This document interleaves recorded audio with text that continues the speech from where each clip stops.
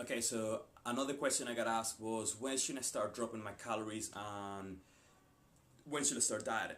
Okay, and again, it's gonna depend on a lot of things. Okay, but in my opinion, most of the time, I don't really go for dropping your calories straight away. There's gonna be a couple of factors that you're gonna keep in mind. It's obviously the amount of body fat that you gotta lose, the amount of training experience that you got, your time frame, and what your diet and training protocols have been for the past couple of months. Okay, so obviously that's all gonna play an effect in future.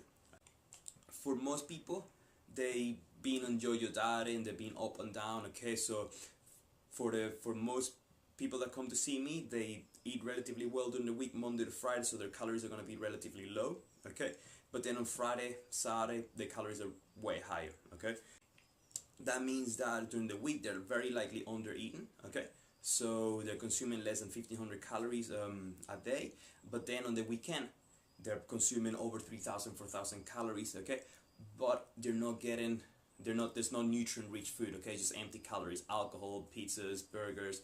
Okay, so what I would do from that point, okay, instead of asking them to decrease their calories, okay, I'm gonna try to balance out their calories a little bit more and actually start increasing the calories in the week, okay, to make sure they're hitting those macronutrients and those micronutrients, to make sure they got all the vitamins and minerals that they need to function better and to perform better.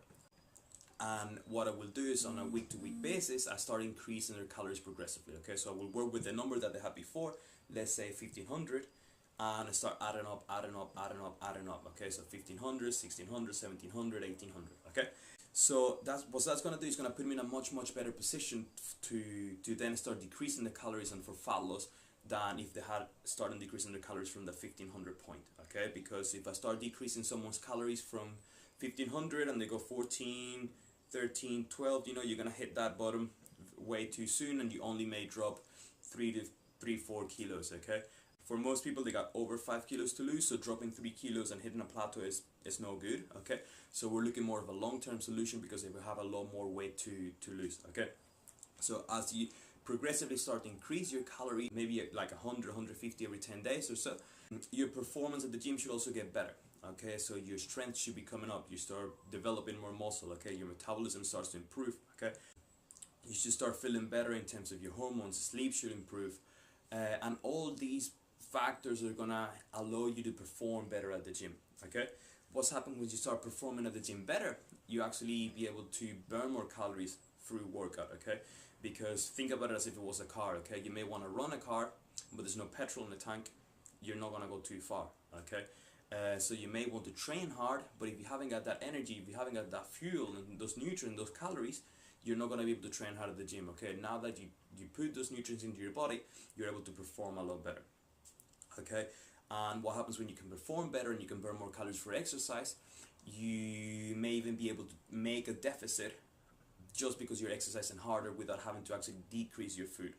Okay, so let's say we continue to increase your calories and we take you from that 1,500, and over a period of like 10, 12 weeks time, now you're in 2,500, 2,800, maybe 3,000.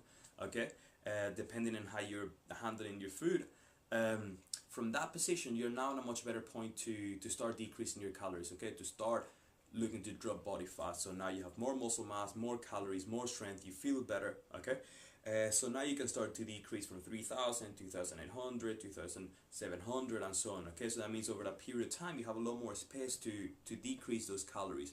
So it makes your the opportunity for fat loss a lot longer. Okay, so instead of dropping those 3 kilos that you would have dropped at the beginning, you would drop your 5, 10 kilos. Okay, remember you want to get rid of a lot more weight rather than just a little bit. Okay, so also what you gotta keep in mind, it's when you are increasing those calories, that is gonna come to a point that you're gonna start seeing diminishing returns. Okay, that you're gonna start increasing your calories, but your body fat may start coming up. Okay, when at the point that you see your body fat increasing more than what you want it to be, then that's probably that's probably a good time to then start decreasing your calories. Okay, remember, when you are looking for fat loss, it's all to do with calories in versus calories out. Okay, so if the calories out exceed the calories in, you're gonna be in a deficit, and that's really when you're gonna start seeing fat loss. Okay, but remember, it's not just calories that matter. Okay, you also have a lot of things into the equation. You have